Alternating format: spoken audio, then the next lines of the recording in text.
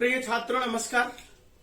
मैं डॉक्टर विद्यानिधि आचार्य आज आपके सामने उपस्थित करना चाहता हूं बहुत ही संक्षेप में वेद और वैदिक साहित्य से परिचय कराना चाहता हूं, क्योंकि जब हम वेद की, वैदिक साहित्य की और परिचय की बात करते हैं तो वो वीडियो काफी लंबा चौड़ा हो जाता है और मेरी इच्छा है कि वो 10-15 मिनट के अंदर सिमट कर आपके पास सारी थीम आ जाए, सार तत्व आ जाए, तथ्य आपके सामने उपस्थित हो।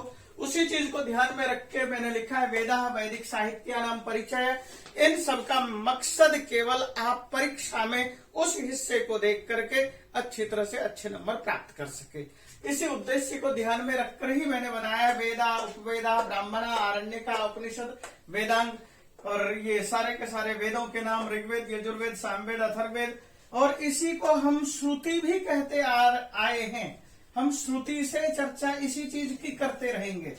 और उसी का जो है उपवेद है, इतिहास या अर्थवेद, धनुर्वेद, गंधर्ववेद, आयुर्वेद, ब्राह्मण आदि की चर्चा है, आरण्यक आदि की चर्चा है, उपनिषद की चर्चा है, शिक्षा की चर्चा है, शिक्षा, कल्प, व्याकरण, निरुक्त, छंद, ज्योतिष।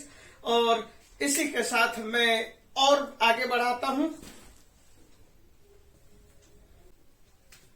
तो हमने शुरू किया था मंत्राः, श्रुति के दो हिस्से कर दिए, मंत्राः और ब्राह्मणम। तो मंत्रा क्या है, मंत्र किसे कहते हैं? तो मंत्र के लिए प्रयोग किया गया है शब्द विवृत क्रियायाः मंत्राः। विवृत क्रिया से मतलब है यज्ञ आदि में जिन मंत्रों के माध्यम से किसी भी क्रिया को किया जाता है, क्रिया को विवृत करते हैं। विवृत का मतलब है फैलाना, खोलना। यदि हम किसी चीज को विस्तार देना चाहते हैं तो वह मंत्र है किसी क्रिया को कि किस तरह से, किस चीज के लिए किसका प्रयोग करेंगे, किसका प्रयोग नहीं करेंगे, किन मंत्रों को किस विधि और विधि के साथ प्रयोग करेंगे, उन्हीं चीजों को कहा गया। और उसके बाद फिर कहा गया वेद मंत्र कहाँ है? वेदाः वेद में है। वेद कितने हैं? ऋग्वेद, यजुर्वेद, सामवेद, अथर्ववेद, ये 4 वेद बताए गए हैं। इन्हीं वेदों के उपवेद है। ऋग्वेद के ही उपवेद को कहा गया इतिहास वेद या अर्थवेद। यजुर्वेद के वेद को कहा गया धनुर्वेद और सामवेद के उपवेद को कहा गया है गंधर्व वेद और आयुर्वेद। तो हमने जैसे इन चीजों को देखा और देखने के बाद हमने क्या प्रयोग किया? मंत्राणाम स्तुति, निंदा, व्याख्यान, विनियोग, ग्रंथो ब्राह्मणम। तो ब्राह्मण ग्रंथ को जो हमने कहा था कि ये मंत्र को विवृति करता है, व्याख्यान करता है, तो किन अर्थों में करता है? स्तुति के तौर पर करता है, निंदा के तौर पर करता है, व्याख्यान के माध्यम से करता है, विनियोग कैसे किया जाना है, उन चीजों को हमने ब्राह्मण कहा है। और 4 वेदों के नाम बता दिए। और अथर्वेदश्च, अथर्ववेद के लिए ऋग्वेदो, यजुर्वेद, सामवेदो, अथर्ववेदस्। पहले तो हम यहाँ कहा गया ऋग्वेदो, यजुर्वेद, सामवेद त्रय, यानी कि 3 वेद कहा गया। और अथर्ववेदस् तुरीयः, आप पाठ में देखेंगे तुरीयः शब्द पढ़ा है। तुरीय का अर्थ होता है चौथा वेद। अथर्ववेद है, उनके ये उपवेद हैं। तो वेद में है क्या, इसको हम संक्षेप में देखते हैं यहाँ पर। तो उस चीज को देखिए किस तरह से प्रयोग है। तो सबसे पहले वेदाः वेद के विषय में हम देखते हैं। अग्निर्वायु रविभ्यस्तु त्रयम् ब्रह्म सनातनम दुदोह यज्ञ सिद्ध्यर्थम ऋग्यजु सामलक्षणम। ये हमें मनुस्मृति में मिला कि इनके ऋषि थे, ये वेद है और वेद के ये ऋषि है। अग्नि देखिए पढ़कर लिखे, अग्नि वायु रवि, अग्नि वायु रवि, और साम अंगिरा के लिए ये प्रयोग होता ही है। तो हमने इस तरह से इस चीज को देखा और इस चीज को देखने के बाद हमें पुरुष सूक्त मिलता है। पुरुष सूक्त में भी ये प्रयोग हुआ है यज्ञ के लिए। तस्मात् यज्ञात् सर्वभूता ऋचा सामानि जज्जिरे छंदांसी जज्जिरे तस्मात् यजुस् तस्मात् अजायते। तो वहां छंदांसी शब्द भी प्रयोग है, अथर्ववेद का प्रयोग है। और इसके साथ ही हम एक मंत्र, एक चीज और ये देख लेते हैं कि किसके बाद इस चीज के विषय में, और मैं एक मंत्र का, मुंडकोपनिषद का, इसके बाद मैं उदाहरण दूंगा। पहले मैं इस चीज को क्लियर कर देता हूं। हमने एक क्रम बना रखा है कि वेद के संबंध में आपको जो संक्षिप्त जानकारी चाहिए तो उस संक्षिप्त जानकारी को हम इस तरह से लिख सकते हैं, क्रम संख्या 1 2 3 4, क्योंकि हमारे पास वेद है तो 1 2 3 4। तो क्रम संख्या वेद ऋषि कृष्ण द्वैपायन विभक्तारः, मंत्र पाठ करता, मंत्र और विभाजन, हमने ये यह चीज ये लिखा है।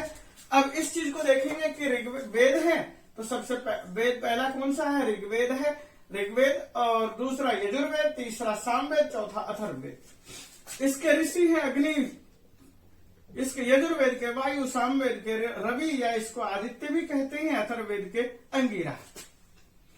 इसको अथर्व भी, अथर्व शब्द भी इस्तेमाल करते हैं या अथर्वा भी बोलते हैं। और उसके बाद ये प्राचीन काल से ये जो परिपाटी चली आ रही थी, तो प्राचीन काल से ही ये वेद व्यास की जो गद्दी है, वेद व्यास यानी कि ब्रह्मा की गद्दी, और इसका संभालते हुए जो महाभारत के समय में कृष्ण द्वैपायन हुए, वेद व्यास कहलाए, और उन्होंने जो है अपने हिसाब से जो है एक तरह से विभक्त किया, पहले संकलन करके।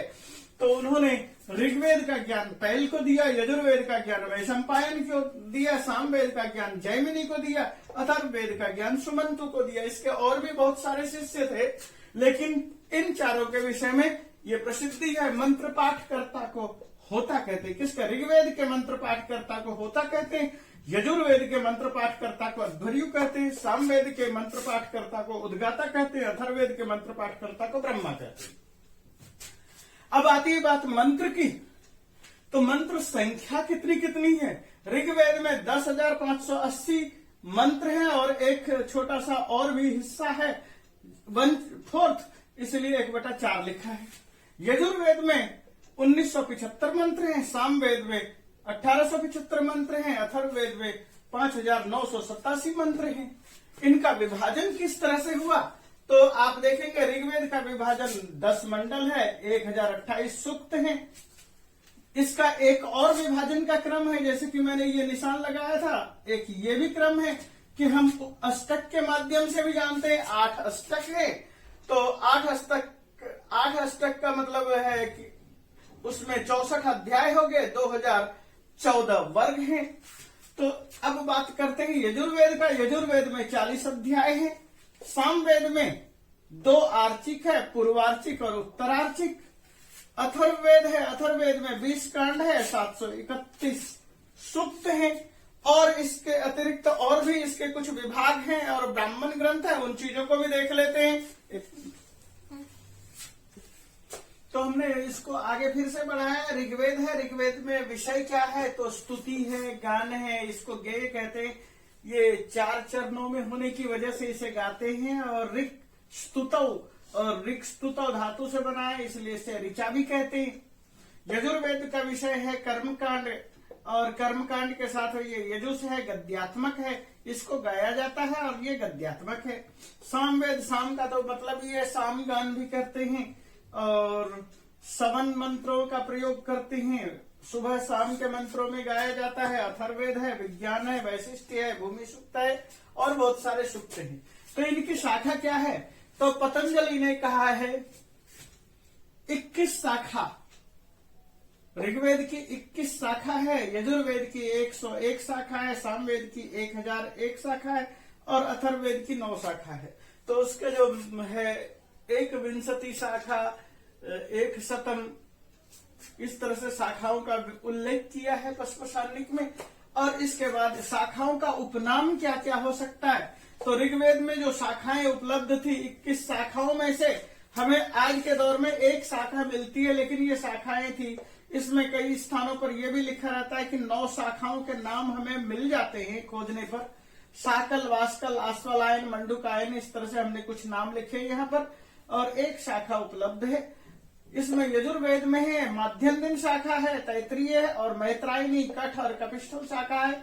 ये जो है शुक्ल यजुर्वेद का हिस्सा है, ये कृष्ण यजुर्वेद का हिस्सा है। हम उसको भी आगे क्लियर करेंगे। तो ये शुक्ल यजुर्वेदीय हिस्सा है, और ये 1, 2, 3 ये यजुर्वेदी, 4 यजुर्वेदीय हिस्सा, कृष्ण यजुर्वेदी हिस्सा है। सामवेद में 1001 शाखाएं थी, इसमें 5 शाखा उपलब्ध है। इसमें 1001 शाखा थी और 1001 शाखा में राणायणीय, कौथुमीय, जैमिनी ये 3 शाखाएं उपलब्ध हैं। अथर्ववेद में विज्ञान से संबंधी है तो यहाँ पर 9 शाखाएं उपलब्ध थी। 9 शाखाओं में सौनकी और पैपलाद शाखा प्रचलित रही और एक शाखा हमें आज के दौर में शाखा के नाम पर जो है पुस्तक मिलती है। तो अब हम उससे आगे और देखते हैं। तो हमने अब यहाँ पर और थोड़ा सा आगे बढ़ाया। ऋग्वेद के ब्राह्मण कौन कौन से? ऐतरेय ब्राह्मण है और कौशितकी ब्राह्मण है। कौशितकी ब्राह्मण को ही सांख्यायन कहते हैं। किसी के आरण्यक भी है, ऐतरेय आरण्यक है, सांख्यायन आरण्यक है, या सांख्यायन कहो या कौशितकी कहो, यही एक चीज ही है। और इसी तरह से इनके उपनिषदों में ऐतरेय उपनिषद है और कौशितकी उपनिषद है। जब हम यजुर्वेद की चर्चा करते हैं तो यजुर्वेद में शतपथ ब्राह्मण है, शुक्ल उपनिषद, शुक्ल यजुर्वेद का, और कृष्ण यजुर्वेद का तैतरीय ब्राह्मण है।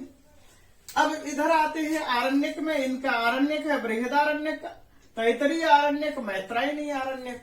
जब हम उपनिषद की तरफ बढ़ते हैं तो यजुर्वेद का 40वां अध्याय ईश उपनिषद, इसी तरह से बृहदारण्यक है, तैतरीय है, कठ है, कपिस्थल है और श्वेताश्वतर, ये सारे उपनिषद यजुर्वेद के हैं। उसके बाद हम सामवेद की बात करते हैं। सामवेद में ब्राह्मण है, पंचविंश ब्राह्मण है, षड्विंश ब्राह्मण है, वर्ष है, दैवत है, सामविधान है, तबलकार है और इनके उपनिषद आरण्यक है, तबलकार आरण्यक है, छांदोग्य आरण्यक है। उपनिषद में है छांदोग्य उपनिषद है और केन उपनिषद है। अथर्ववेद की बात करें तो अथर्ववेद का एकमात्र एक ब्राह्मण है, गोपथ ब्राह्मण है और इसके 3 उपनिषद हैं और 3 उपनिषद में प्रश्न उपनिषद है, मुंडक उपनिषद है, मांडुक्य उपनिषद है।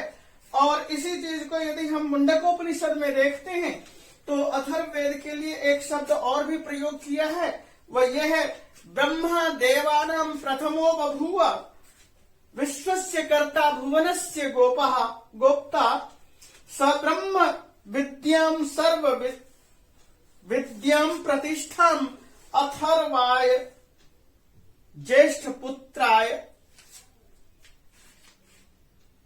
अयच्छत, ज्येष्ठ पुत्राय प्राह।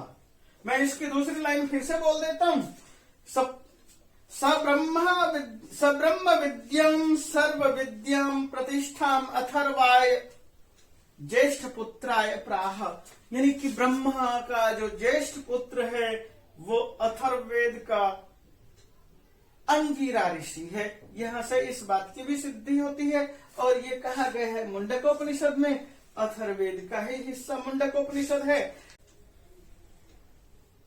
तो आपने वेदांग आदि के विषय में भी जानकारी प्राप्त कर ली है और इसी के साथ मैं इस वीडियो को यहाँ पर अंत की तरफ ले जा रहा हूं और इसलिए मैं आपसे चाहूंगा कि आप परीक्षा के समय इन वीडियो को 2-3 बार जरूर देखें और इसी के साथ सब्सक्राइब करते रहें। धन्यवाद।